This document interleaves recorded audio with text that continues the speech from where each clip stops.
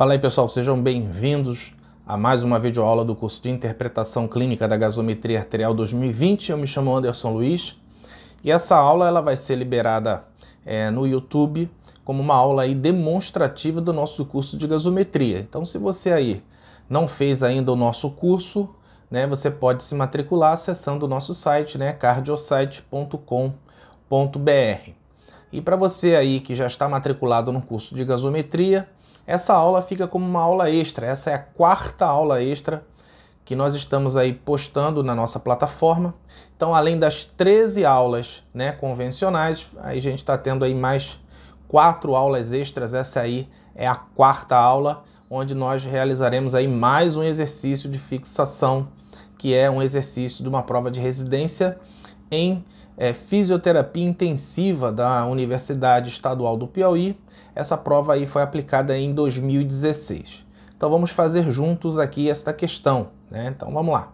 Paciente de 18 anos, pesando 70 quilos, com traumatismo crânioencefálico grave, vítima de atropelamento, foi admitido na UTI de um hospital que não contava aí com monitorização da PIC.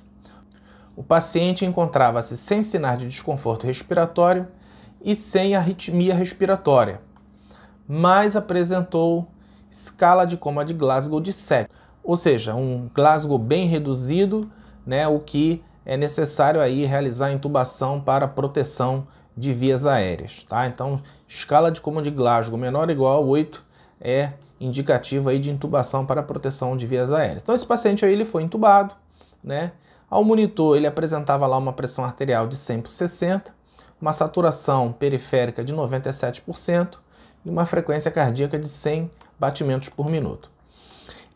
A gasometria arterial ela foi coletada aí no modo ventilatório. O paciente estava intubado, então ele já estava no modo ventilatório PRVC, que é aí um modo de ventilação avançada, em que aí o operador ele estima um volume corrente e o respirador ele vai ciclar a pressão. Só que essa pressão aí vai variar de acordo com a mecânica ventilatória do paciente. Então, sempre vai variar a pressão para manter aí um volume corrente próximo do que o operador programou, tá? Então, é um modo aí bem utilizado aí no dia a dia do pessoal de fisioterapia.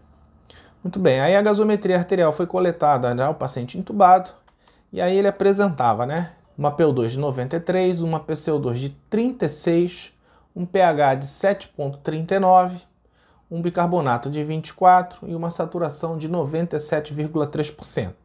Então, só esclarecendo aqui, esse paciente era um paciente neurológico, com TCE grave, um paciente jovem e que ele precisa aí de uma ventilação mecânica que seja neuroprotetora, tá? Então, esse paciente não pode ter variação aí muito acentuada da PCO2. A PCO2 tem que variar aí em torno de 35 a 40, ou seja, normocapnia.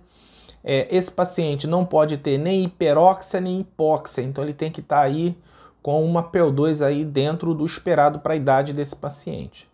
E aí no ventilador, constava lá uma FO2 de 30%, ele estava com 16 incursões respiratórias, estava com uma PIP de 7 e uma relação INS-ACE de 1:2. Tá? Então, esse paciente ele se encontrava com essa gasometria e com esses parâmetros ventilatórios.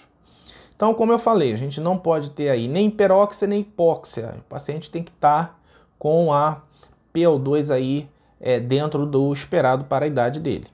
Então, vamos ver aqui qual seria aí a PO2 esperada para a idade desse paciente, levando em conta que ele é um jovem, ele tem aqui apenas 18 anos.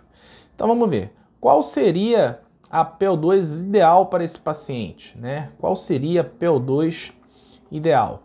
Então, a gente viu lá no curso, que a PO2 ideal, ela é dada pela fórmula 100 menos 1/3 da idade. Se a idade dele ele tem 18 anos, então é 1/3 de 18. 18 dividido por 3 dá 6. 100 menos 6 vai dar quanto? Vai dar 94. Então ele tem que estar aí com uma PO2 em torno de 94, A gente sempre deve aplicar um desvio padrão de 5 milímetros de mercúrio. Então é 5 para baixo, 5 para cima, Então essa PO2 aí ele tem que variar em quanto? Tem que variar aqui, ó, entre 89, né, 94 menos 5, e 94 mais 5, 99. Então tem que variar aí entre 89 e 99. Ele está com a PO2 de quanto? Está aqui, ó, PO2 dele de 93, então está dentro do esperado. Então não há necessidade aí de mexer na FO2. A FO2 de 30% está ideal para esse paciente, tá? E vamos lá, a outra coisa que a gente tem que pensar, como eu falei, é a questão da PCO2. A PCO2 tem que estar entre 35 e 40, né? E aqui do paciente aqui está 36, então está aí dentro do esperado, está com um pH normal, um pH de 7,39, então tá tudo certinho. Não mexeria em absolutamente nada, né? A PIP de 7 aí só mexeria se a PO2 dele tivesse, no caso, ter que recrutar esse paciente, aumentar aí a captação de O2, aí teria que aumentar a PIP, mas aí no caso não precisa, a PIP de 7, um pouquinho acima aí da fisiológica, mas não tem que mexer em absolutamente nada. Então, em princípio aqui não tem que mexer nada, ele está com uma pressão arterial boa, uma saturação, né, boa, está com uma PO2 boa, PCO2 boa, bicarbonato bom e um pH também aí dentro do esperado. Então, esse paciente está redondo, a gente não tem que aí alterar nenhum parâmetro ventilatório, não mexer nada, é deixar aí e aí esperar, no caso aí a equipe de neurocirurgia avaliar para ver se esse paciente vai precisar aí de alguma intervenção, né? O hospital que ele se encontra não tem monitorização da PIC, talvez esse paciente tenha que ser transferido aí para uma UTI neurológica, tá? Mas em termos de parâmetro ventilatório não tem que mexer em absolutamente nada. Aí a pergunta da questão, né? Diante desse quadro, qual a conduta deve ser adotada? Então vamos ver aí item a item. Letra A, nenhuma. O paciente deve ser mantido com uma PCO2 e PO2 em níveis normais. Tá, uma normocapnia, ele não está hipoxêmico, né? E nem está com hiperóxia, então não tem que ser tomada nenhuma medida. A letra A parece realmente a resposta. Mas vamos ver os outros itens. Hiperventilação. A frequência respiratória deve ser elevada para cerca de 25 a fim de reduzir a PCO2.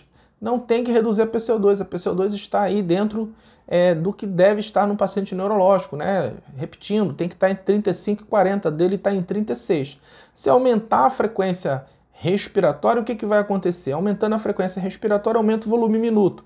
Aumentando o volume minuto, aumenta a eliminação de CO2, né? Aumentando a eliminação de CO2, a gente tem aí realmente uma redução da PCO2 arterial. Mas não é o objetivo aqui, ele está com normocapnia, não tem que realmente fazer aumento da frequência respiratória. Letra C, elevação da PIP para 15 e uma relação IN-6 aí de 1 para 3. Não precisaria mexer na PIP, a não ser se ele tivesse aí com hipoxemia. Mas ele não está hipoxêmico, ele está aí com uma PO2 ideal para a idade dele, então não tem que mexer absolutamente nada em relação à PIP também. Letra D, hiperventilação e hiperoxigenação. A frequência respiratória deve ser elevada para cerca de 25 e a FO2 deve ser elevada para cerca de 100%. Não temos que fazer hiperoxigenação nesses pacientes neurológicos. O paciente tem que estar com a PO2 aí normal, ideal para a idade dele. Então não tem que fazer hiperoxigenação, né? E lembrar que a hiperóxia ela é tão deletéria quanto a hipóxia, tá? E nem hiperventilação, a gente já viu. E letra E, redução da PIP para 5 e a FO2 aumentar para cerca de 50%. Não precisa aí mexer na PIP, porque ele está com a PO2 dentro do esperado para a idade dele. E a FO2 também não deve ser aumentada, tá? Porque aí senão a gente vai acabar fazendo hiperóxia e não é objetivo num paciente, em nenhum paciente, principalmente num doente neurológico. Então aqui, ó, resposta correta é a letra A, tá? Não deve ser tomada aí nenhuma medida em relação a esse paciente, né? Em termos de ventilação, tá? Tá tudo aí adequado, tá certo? Então eu espero que tenham gostado aí da resolução dessa questão da prova de residência em fisioterapia intensiva, lá da Universidade Estadual do Piauí, e até a próxima aula. Abraço!